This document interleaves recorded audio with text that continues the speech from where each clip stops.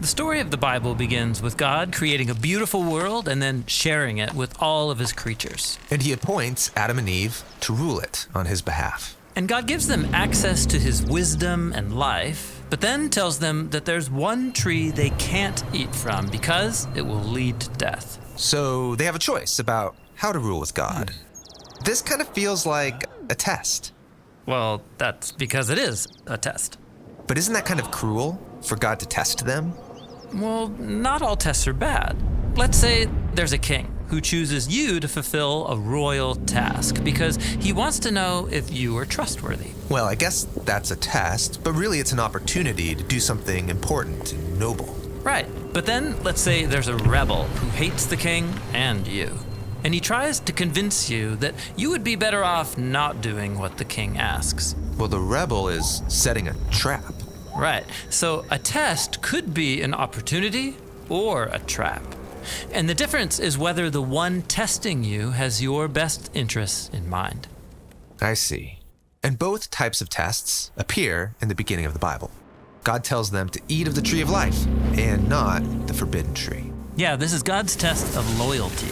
God wants to rule the world with humans as his partners, which means they will need to trust his wisdom over their own. But then a rebel comes and tests them to eat of that other tree. Right, the rebel seizes this opportunity and twists it, so he can lead the humans into exile and ultimately death.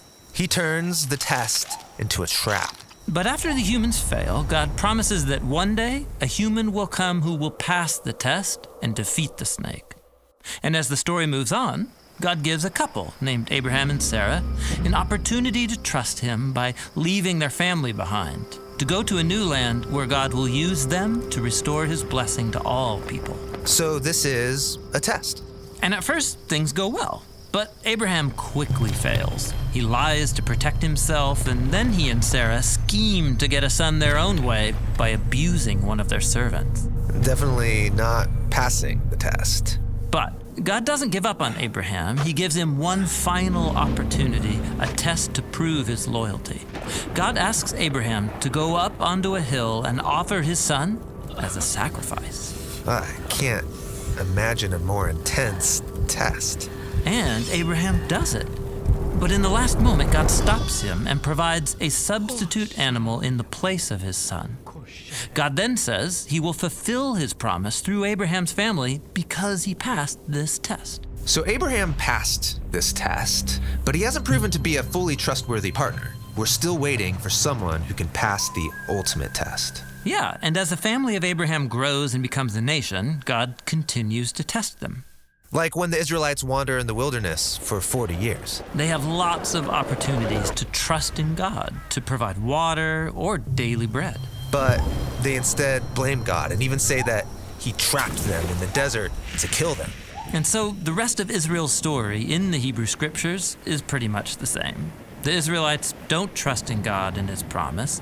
They're not loyal, and eventually the whole nation fails. So humans have an amazing opportunity to partner with God, but no one is really qualified. And so all of this brings us forward to Jesus. There's a story where Jesus goes into the wilderness for 40 days and 40 nights without food or water. Ah, yes, the wilderness. And there, he meets a sinister creature who tries to trap him.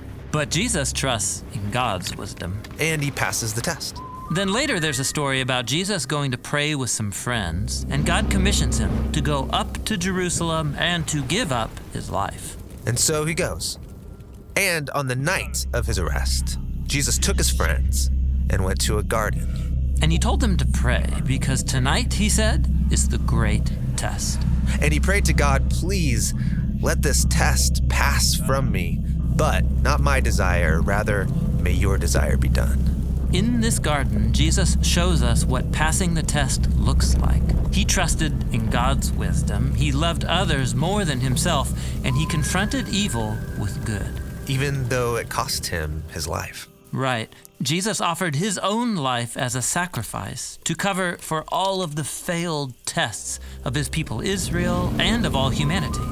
Jesus passed the ultimate test on behalf of us all. This is amazing. But that doesn't mean everything is gonna be great in our lives. I mean, let's be honest, we're gonna face our own tests every day. Right. Jesus said every generation of his followers would have their own tests that will force them to trust God in radical new ways. And these tests can be difficult and often painful. But remember, a test from a good God is an opportunity. This is why James, a leader in the early Jesus movement, said that we should be grateful when we face tests and trials because they offer us a gift. It's an opportunity to surrender to God's wisdom and to become more like Jesus, the one who loved us and who passed the test on our behalf.